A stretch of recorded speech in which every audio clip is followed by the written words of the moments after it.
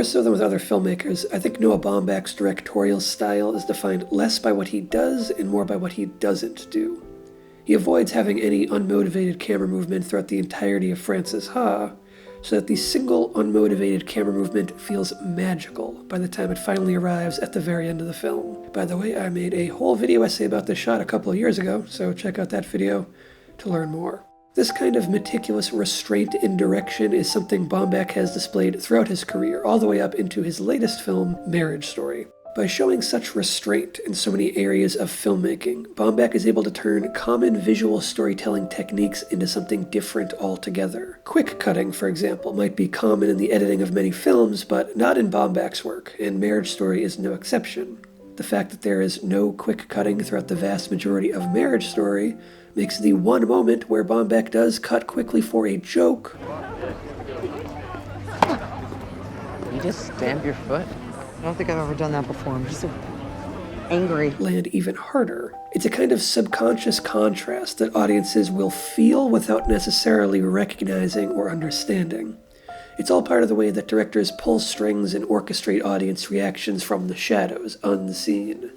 Except while most directors do this through a process of addition, Baumbach does this through subtraction, through what is absent rather than what is present. A sudden change in technique or style subconsciously cues the viewer to pay attention, something's different about this moment. It's a subtle way to heighten a moment, and a comedy beat is far from the only type of moment that can be elevated by this type of sudden contrast.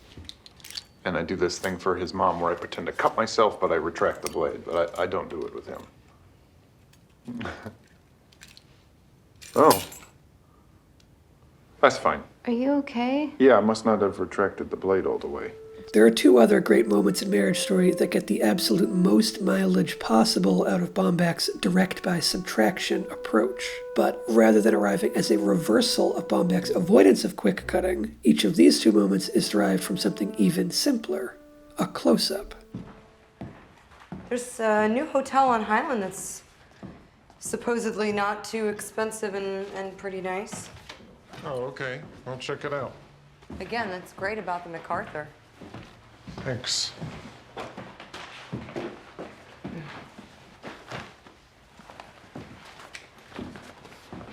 Charlie?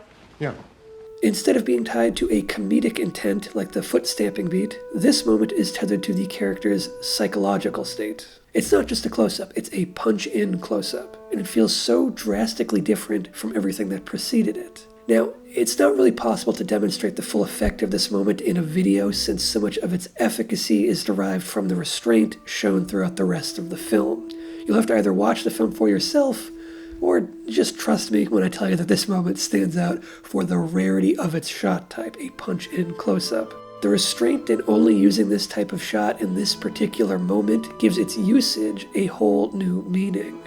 Now, instead of just being another shot, this punch-in close-up speaks volumes about the internal thoughts and feelings of Adam Driver's character without any need to voice them. Pay close attention to where this punch-in happens.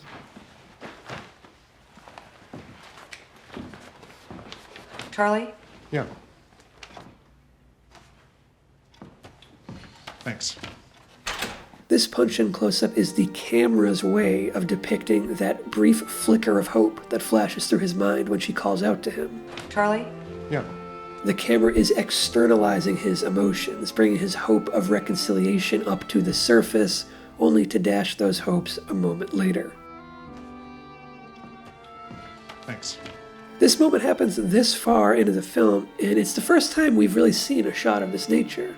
If we had been getting shots like this all throughout, it wouldn't feel special, and we wouldn't be able to associate that psychological connection to the shot choice. The close-up shot is one of the most basic tools in cinematography. It is a fundamental building block of shot composition, so much so that the shot type can often start to lose its meaning in the hands of many filmmakers, even plenty of great filmmakers. A close-up is a big fat signal that whatever you're looking at is important, but overusing close-ups throughout a film can water down that importance. So many one-on-one conversations on film follow the same pattern of shooting and editing. You start wide in your master shot, then move into mediums for each character's coverage, progress into medium close-ups, then close-ups, maybe even throw an extreme close-up in there, then progress back out from close-up to medium, and finally end on a two-shot.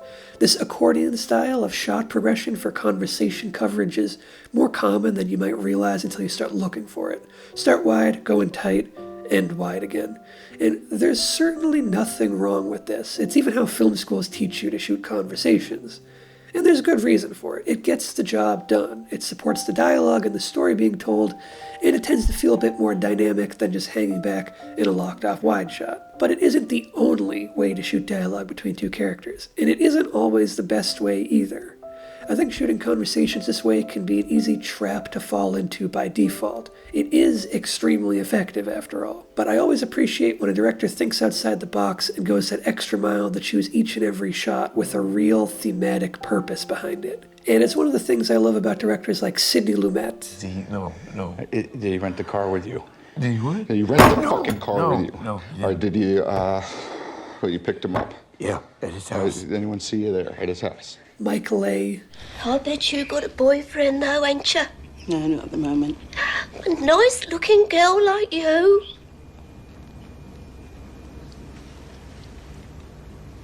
Steve McQueen. Stop looking around at your surroundings quick enough when you figure your business is the business of the soul and all. Business of the soul? Ah, you know what I mean. Learned that in the seminary too? Aye, and you can use that free of charge. William Friedkin. The point is to make us despair.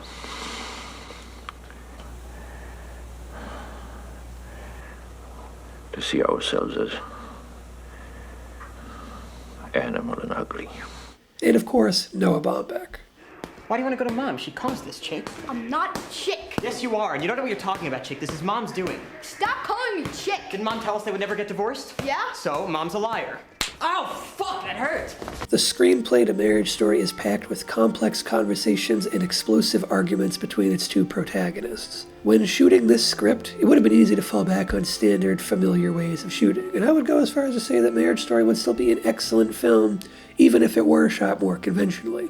But Baumbach's subtle direction elevates the material in unseen ways. While most movie conversations and arguments are littered with close-ups, Baumbach resists that temptation for the most part, sticking to wides and mediums, using close-ups so sparingly in only the most pivotal of moments. By using this common shot type so seldomly, Baumbach is able to redefine the close-up and retain all of its punch when he finally gives us a close-up this far into the big show-stopping argument scene, which is this far into the film as a whole. A simple shot type that we've seen hundreds of thousands, if not millions of times across the entire cinematic spectrum feels entirely fresh and new the way Baumbach uses it here in the context of the overall film. Well, you don't want a voice, you just want to fucking complain about not having a voice. I think about being married to you and that woman is a stranger to me. I mean, we had a child's marriage. You've gone back to your life before you met me. It's pathetic. People used to tell me that you were too selfish to be a great artist, and I used to defend you. They were absolutely right. All your best acting is behind you. You're back to being a hack. You gaslighted me. You're a fucking villain. Oh, you want to present yourself as a victim because it's a good legal strategy? Fine. But you and I both know you chose this life.